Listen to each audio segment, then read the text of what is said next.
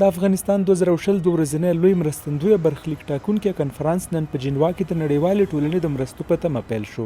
دا کنفرانس د افغانستان، فنلنډ او ملګرو ملتونو لخوا جوړ شوی چې پکې د نږدې 100 هیوادونو او سازمانونو استازو ګډون کړی دی. د ولسمشرۍ ماڼۍ ویاند صدیق صدیقي په یو ویډیوي پیغام کې ویلي افغان حکومت له نړیوالې ټولنې سره یو 4 کلن پروګرام شریکوي چې د افغانستان د سولې او انکشاف ملي چوکاټ سند یادېږي او پکې د افغانستان د ځان بسیاینې مسیر تشریح شوی دی. حکومت جمهوری اسلامی افغانستان اهداف خود را برای 4 سال پیش رو در زمینه صلح پایدار، مسئولیت غذایی، مبارزه با فقر، خودکفایی نهادهای دولت، سرمایه گذاری روی منابع عایداتی و مبارزه با ویروس کرونا را با جامعه جهانی شریک خواهد ساخت. د مالیې وزارت چارواکي وایي افغانستان د تیر جنیوا کنفرانس کې کومې ژمنې چې نړیوالو سره کړې وي 90 سلنه یې عملي شوي او لا هم د شفافیت او روڼتیا لپاره کار کوي. دوی وایي نړیوال هم د مرستو په بدل کې د افغانستان څخه یو شمېر تعهدات غواړي چې مهم یې اداري فساد دی او حکومت په ټول توان سره د یادې پدیدې پر وړاندې مبارزه کوي.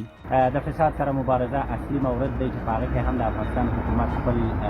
آمادګیانې لري، تعهد لري او اراده لري تر څو د هغه سره په کلکه مبارزه وکړو او دا به هم د نړیوالو د غوښتنو څخه نو ټول کال د افغانستان حکومت کلاً آماده دی چې یو ښه کنفرانس ترسره شي. د اقتصادي چارو یو شمېر کارپوهان د جنیوا کنفرانس پایلو ته خوشبینه دي او وایي افغان حکومت د فساد پر وړاندې مبارزه کې یو شمېر عملي اقدامات کړي دي چې نړیوالو ته به یې د سند په توګه وړاندې کړي. د دوی په وینا د اداري فساد پر وړاندې د حکومت قاطع اقدامات به د دې سبب شي چې نړیوال یو ځل بیا پر حکومت باور وکړي او خپلو مرستو ته دوام ورکړي. حکومت به د APDF یا د افغانستان پیس اینډ ډیولپمنٹ فریم ورک له لارې نه نړیوالو ته دا قناعت ورکوي چې ستاسو مرستې به بې ځایه نه ځي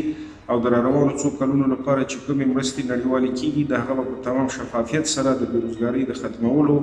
د غذایي خوندیتوب او همداشان د بېوزلۍ د لرې ختمولو او د کرونا ضد مبارزې لپاره هغې ته اطمینان ورکوي. پر افغان دولت سربیره د جنیوا کنفرانس دوه نورو شریکو ترسره کوونکو فنلنډ او ملګرو ملتونو هم هیله ښودلې چې نړیواله ټولنه له افغانستان سره د خپلو همکاریو ډاډ ورکوي. تیر ځل په 2014 کال کې نړیوالې ټولنې په بروکسل کې د افغانستان په اړه لویه مرستندویه غونډه کړې وه چې پکې د 15 میلیارډ او 200 میلیونه ډالرو مرستو ژمنه شوې وه.